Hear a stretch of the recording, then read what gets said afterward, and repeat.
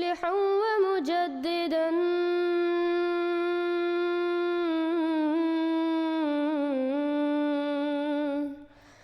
فارنوا بنظر طاهر وجنان.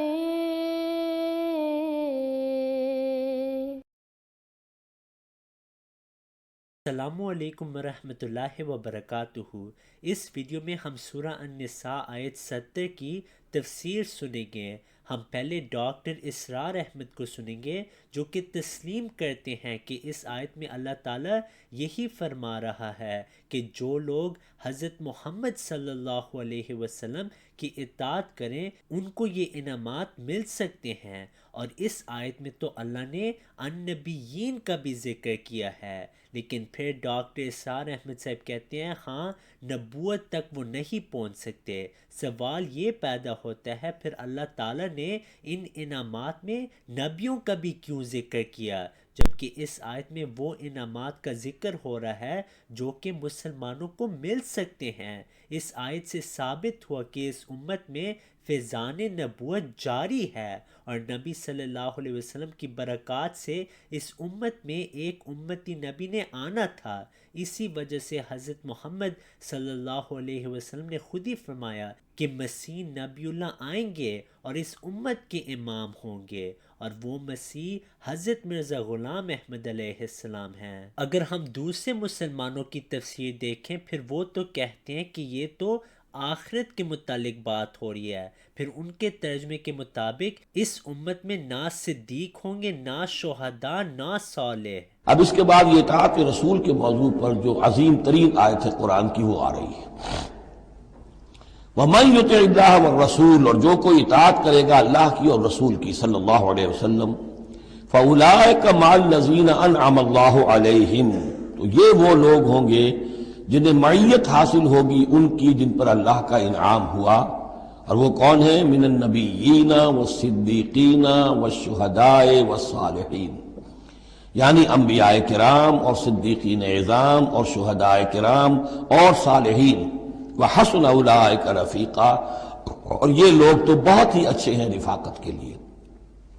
یعنی اللہ اور اس کے رسول کی اطاعت کرنے والوں کا پھر شمار ان لوگوں کے زمرے میں ہوگا. وہ جو سورہ فاتحہ کے ضمن میں ہم نے دیکھا تھا کہ اہدنا الصراط المستقیم صراط الذین انعمت علیہم، وہ کون لوگ ہیں انعمت علیہم، اس کی تفسیر ہے یہ.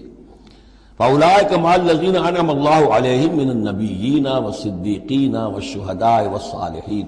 ایک بیس لائن ہے صالح مسلمان، ایک نیت مسلمان، دل میں خلوص کے ساتھ ایمان ہے، صالح ہے، حکم پر عمل کر رہا ہے، محرمات سے بچا ہوا ہے. اب اوپر اٹھے گا تو ایک اونچا درجہ ہے شہداء کا، اس سے بھی اونچا درجہ ہے صدیقین کا، اس سے بھی اونچا درجہ ہے انبیاء کا. اب انبیاء کا درجہ تو رک جائے گا اس لیے کہ وہ تو ایک وہبی چیز ہے، کسبی چیز نہیں تھی. اب انبیاء کا درجہ تو رک جائے گا اس لیے کہ وہ تو ایک وہبی چیز ہے، کسبی چیز نہیں تھی. لیکن یہ دو درجے تو ابھی موجود ہیں. وَمَن يُطِعِ اللَّهَ وَالرَّسُولَ، اب دیکھیں اس کے بعد مضمون ہی وہی باندھا گیا ہے، وہی سورہ فاتحہ والا مضمون، وہی اس کا نتیجہ. صراط الذین انعمت علیہم من النبیین والصدیقین والشہداء. اس لیے آفتاب صاحب آپ نے واقعی خوب پتہ کی بات کی ماشاءاللہ.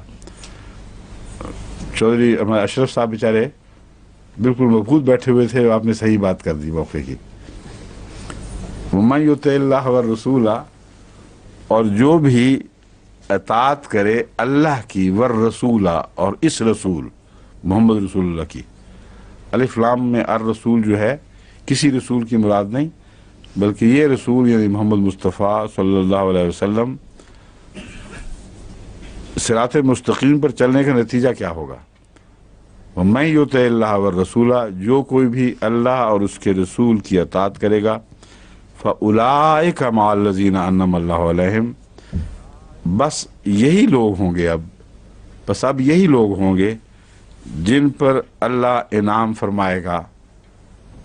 مع الذین، ان لوگوں کے ساتھ ہوں گے، لفظاً ترجمہ ہے ان کے ساتھ ہوں گے.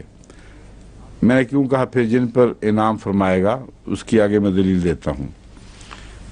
مع الذین انعم اللہ علیہم، لفظی پہلے یوں کریں گے کہ یہ ان لوگوں کے ساتھ ہوں گے جن پر اللہ انعام فرمائے گا. मिनन नबीना नबियों में से, व सिद्दीकीना और सिद्दीक़ों में से, व शुहदाए और शहीदों में से, व सालिहीना और नेकोकार लोगों में से, सालिह लोगों में से, व हसना उलाइका रफ़ीक़ा, और ये बहुत ही अच्छे साथी हैं या क्या ही अच्छे साथी हैं। अब लफ्ज़ माँ का तर्जुमा है साथ, मगर कुरान करीम में जहाँ नेक लोगों के ताल्लुक़ में लफ्ज़ माँ इस्तेमाल होता है, वहाँ उनमें से के मानों में इस्तेमाल होता है। अब सारे कुरान करीम का मुताला करके देख लें, जब नेक लोगों के ताल्लुक़ में लफ्ज़ माँ इस्तेमाल हो तो उनमें से शुमार करने के लिए लफ्ज़ माँ इस्तेमाल होता है। मसलन तवफ़ना माल तवफ़ना माल अबरार, और माँ की मिसालें निकालें ज़मानी, हमें अबरार के साथ वफ़ात दे। अब इस लफ्ज़ का तर्जुमा अगर ये किया जाए कि माँ से मुराद साथ मगर अलग, साथ जिस्मानी क़ुर्ब और वक्त के लिहाज से आपस में एक दूसरे के करीब होना, मगर मर्तबे के लिहाज से शामिल ना होना, ये तर्जुमा है जिस पर गैर अहमदी उलमा ज़ोर देते हैं। इस वजह से इसको अच्छी तरह समझना बहुत ज़रूरी है। वो कहते हैं ये नहीं फरमाया अल्लाह ताला ने कि उनको इनाम याफ्ता बनाएगा, बल्कि ये फरमाया है कि उनको इनाम याफ्ता लोगों के साथ रखेगा। समझ गए? इनाम याफ्ता नहीं होंगे मगर इनाम याफ्ता के साथ रखेगा। और जब ज़्यादा उनसे गुफ्तगू की जाए तो वो कहते हैं हमने ये नहीं कहा कि नहीं होंगे, बस इतना हम कहते हैं कि साथ होंगे बस, जिसका मतलब ये है कि मर्तबे में साथ होंगे बावजूद इसके कि उनको ये नाम ना दिए जाएं। ये उनकी मंतक है आखिरी। इसका इस तर्जमे की कोई भी असल नहीं है, किसी पहलू से भी ये तर्जमा अपने पाँव पर खड़ा नहीं हो सकता। इसके मुख्तलिफ पहलू मैं आपके सामने रखता हूँ। अव्वल ये माँ का तर्जमा। माँ जब किसी नेक ग्रोह के ताल्लुक़ में नेक लोगों का जिक्र किया जाए तो माँ का माना उनमें से होता है, साथ नहीं होता। अगर साथ करें तो सारा मजमून बिगड़ जाता है। मसलन उस मिसाल में वतवफ़ना माल अबरार, इसका मतलब ये बनेगा कि ए खुदा, अबरार यानी नेक लोग जब फौत हो रहे हों तो साथ हमें भी मार देना। अव्वल तो ऐसी अहमकाना बात खुदा तआला की तरफ मंसूब करना ये गुस्ताखी और शरारत है, सिर्फ बेवकूफ़ी नहीं, शदीद गुस्ताखी है कि अल्लाह ने यह दुआ सिखाई कि जब कोई नेक मर रहा हो तो हमें भी साथ उठा देना, हम भी साथ ही मर जाएं। इसलिए मिनल अबरार मुराद है, माँ बमाना मिन। दूसरी बात, उस आयत में अगर माँ का लफ्ज़ साथ के मानों में इस्तेमाल किया जाए तो जो बाद में मजमून आ रहा है वो सारा मजमून बिगड़ जाता है। नबी से लोग एलर्जिक हैं, बड़े सख्त। नबूवत का मर्तबा उम्मत मोहम्मदिया से नोच कर अलग फेंकना चाहते हैं कि किसी तरह कोई दूर का भी इम्कान न रहे कि उम्मत मोहम्मदिया में किसी को नबूवत का लक़ब अता हो जाए। इसलिए लफ्ज़ माँ का तर्जुमे पर इसरार है कि साथ करेंगे, मिन नहीं करेंगे। अगर साथ करेंगे तो इसका ये तर्जुमा बनेगा कि ए खुदा, तू अल्लाह ताला उन लोगों को जो अल्लाह और मोहम्मद रसूलुल्लाह की अताअत करते हैं उन लोगों के साथ शुमार करेगा जो नबी होंगे मगर नबियों में शुमार नहीं फरमाएगा। उन लोगों के साथ शुमार करेगा जो सिद्दीक होंगे मगर सिद्दीकों में शुमार नहीं करेगा। शुहदा के साथ शुमार करेगा लेकिन शुहदा में से शुमार नहीं करेगा। नेक नहीं समझेगा उनको, नेकों में से शुमार नहीं करेगा लेकिन नेकों के साथ उनको गिन लेगा। अब साथ से क्या मुराद है? مرتبہ اور مقام یا اس سے ورے، اس سے ہٹ کر کوئی چیز ہے۔ اگر مرتبہ اور مقام کی بحث ہو رہی ہے اور اللہ تعالیٰ فرماتا ہے جو ان کا مرتبہ وہ ان کا مرتبہ، تو پھر وہی ترجمہ ہو جاتا ہے جو جماعت احمدیہ کرتی ہے۔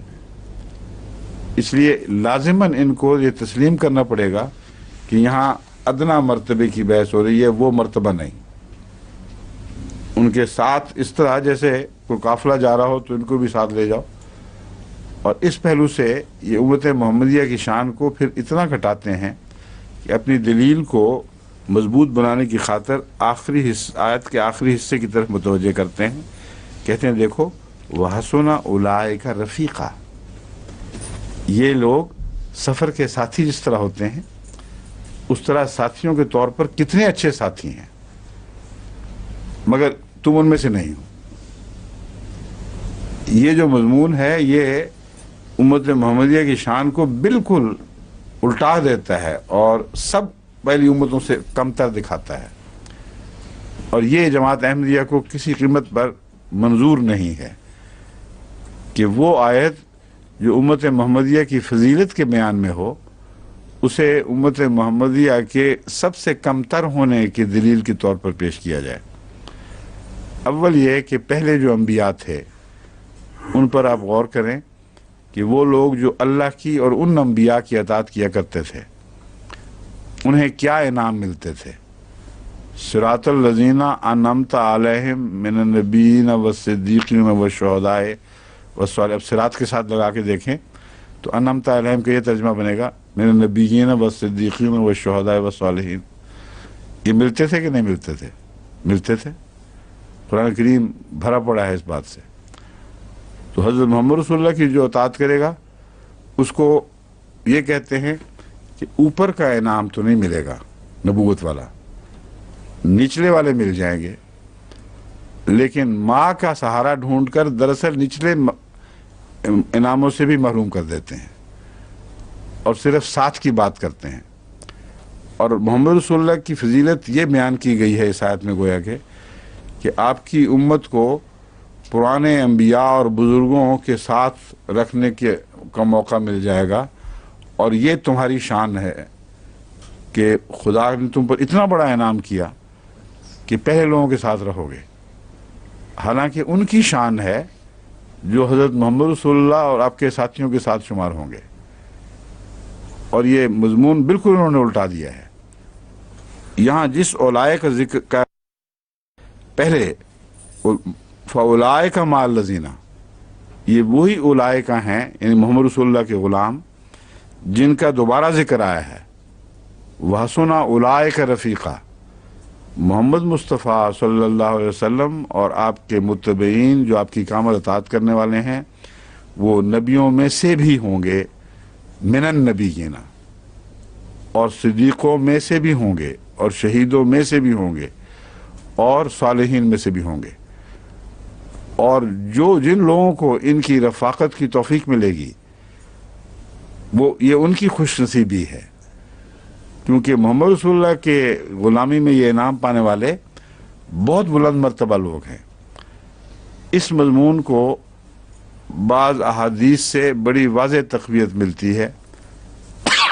حضرت موسیٰ علیہ السلام کے متعلق بیان کیا گیا ہے کہ جب حضرت موسیٰ علیہ السلام کو حضرت صلی اللہ علیہ وسلم کے مقام اور مرتبہ پر شناسائی بخشی گئی تو انہوں نے یہ دعا کی کہ اے خدا مجھے بھی ان کی امت میں شامل فرما، ان کی امت کا نبی بنا دے، یہ دعا کی۔